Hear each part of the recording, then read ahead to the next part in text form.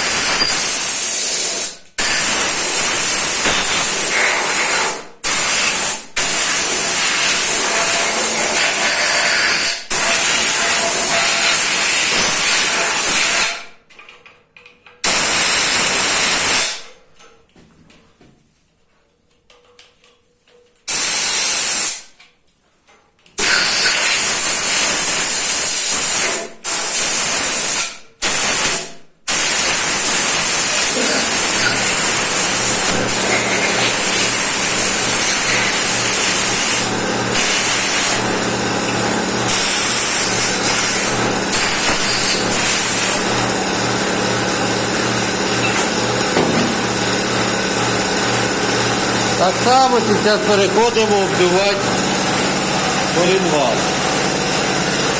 Кожну шейку, кожне отверстие треба ідеально вийти.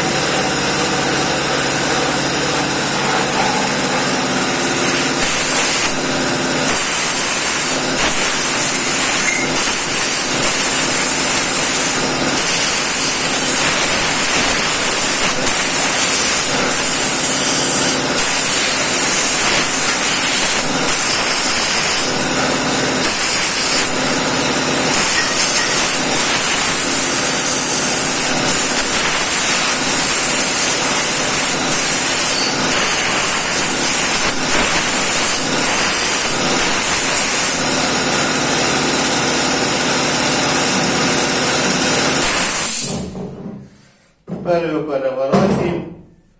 У нас є дві шейки, в яких ось сюди отверстия.